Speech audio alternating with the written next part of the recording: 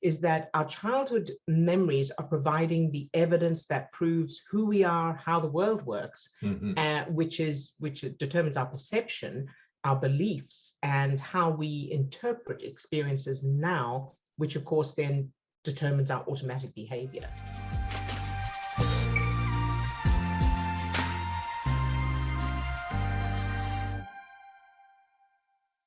So today we're going to be answering another question. How do our childhood memories affect our behaviors? What an excellent question. All right. So there are two main points to this. The first point is that our childhood memories, the memories created from childhood experiences, implicit memories, form the foundation for the structure of our self-image and our worldview. And of course, our self-image and worldview determine how we feel, it determines our perception, and thereby our behaviors, our automatic behaviors. Okay, that's great. Now let's break that down just a little bit. So I'm glad you like it. So I know that let's start with implicit memory and just make sure, we've covered this certainly in other videos, but just briefly break down what is an implicit memory. So if you look outside and you notice that it's raining, you immediately know it's rain, it's not dangerous. If I walk out into it, I'll get wet. So, and you may have an emotional response to it. So you don't have to work out what it is because you already know it, and you know it implicitly, meaning you can't remember, presumably, you can't remember how you learned that that's what it is and this is what it means. So different people will also have different automatic reactions to rain, to a lot of things, but to rain, for example. So you look outside, one person will look outside, see that it's raining and feel, oh, I love the rain. I love the sound, the smell. Another person may look out, see that it's raining and go, oh, it's so gloomy that it's raining. Why does it have to be raining? Another person may look outside, see that it's raining and feel nothing at all. Now, those reactions, those automatic responses are from implicit memories, a collection of implicit memories combined with a lot of other things that creates an emotional response to the stimulus before we've noticed the stimulus consciously. So in other words, the brain registers, triggers chemicals that create feelings, and then the conscious mind catches up. Oh, it's raining and I feel this. So how about an example of how this plays out in our life, like a real-time example of implicit memories? And I know that we may want to use another implicit memory as or an example of another implicit memory. That how can you show us how that plays out in a real life scenario? Yes, I'd love to. So, so let's say you're waiting in a queue or in a line, if you're in America, in a supermarket, right? And you look over, and there's a person in the next line over who's looking at you funny, like they've got an expression on their face that doesn't look, they're not smiling, and they're looking at you. Now, immediately, each of us will feel something different. We'll have a different response based on implicit memory. So for one person, that expression can mean, oh, I've done something wrong. Am I in the wrong line? Have I cut in front of someone? For another person, it may be, what are you looking at? Why are you looking at me weird? They may feel aggressive or defensive. Another person may look at that person's face, that expression, and just go, huh, that's weird. Anyway, moving on.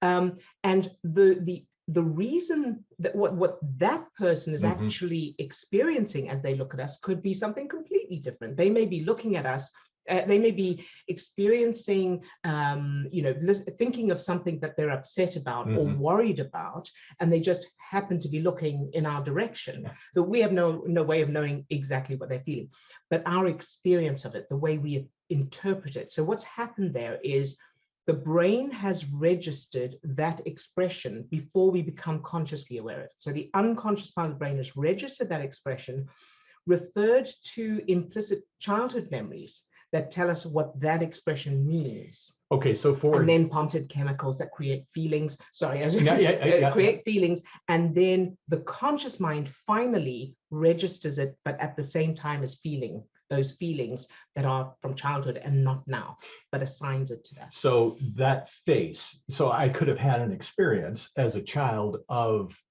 somebody yelling at me, or it may be like a teacher's. It was reminding me of a teacher's face or a parent's face.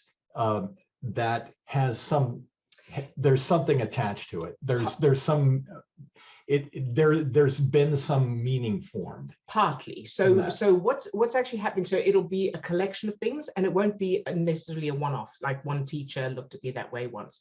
So it'll be a foundational thing. So let's say, so as we notice that expression, the unconscious part of the brain is going, okay, what's the closest experience we have to what we're looking at? Okay. So it's not necessarily exactly, but it may remind us. So that expression is similar to the way my mother used to look when she was angry, or that my father used to look when he was disappointed in me, or whatever. But of course, none of that is conscious.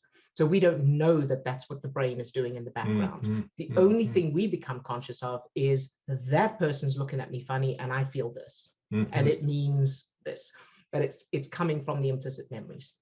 So we see something, we have some sort of an experience in our right now life, our day-to-day life. We're having this experience, and before our conscious mind really even knows what's going on, our subconscious is already giving us some sort of a reaction to that. And then our conscious mind ends up playing with that. What's going on with the conscious mind? Yeah, so the conscious mind job is to give meaning, to make sense of what we're experiencing, make sense of the world, make sense of what we're experiencing. So because we're not able to see behind the curtain of what's going on in the background referring to childhood memories, all we consciously are aware of is the person looking and the feelings we're feeling. Okay. And so the conscious mind automatically puts meaning to it. So that person is looking at me and in that way, and I am feeling triggered. And therefore, it's what that person is doing is creating this feeling. So the conscious mind automatically comes up with reasons. And of course, as we do that, because thoughts are connections between neurons that trigger matching chemicals, as we do that, as that thought happens, we pump more of those same stress chemicals into our system, so the feelings perpetuate. And now I'm looking at other people in the store and they're all looking funny at me. Well, that'll depend. Not necessarily. No. But for some people, yeah, definitely. Right. Yeah, absolutely. So now I've created perhaps a meaning around the inside of the store, or where I'm at, or what's going on, or just that it could lead to there's something wrong with me, or why do people always do that, or why do I always do that? Again, it's all going to be coming back to those implicit childhood memories. Right. So it's kind of an automatic system that's happening. Yes. And so the answer to the question, how do our memories, our childhood memories, affect our behavior, is that our childhood memories are providing the evidence that proves who we are, how the world works, which determines our perception, our beliefs, and how we interpret experiences now, which of course then determines our automatic behavior in response to them.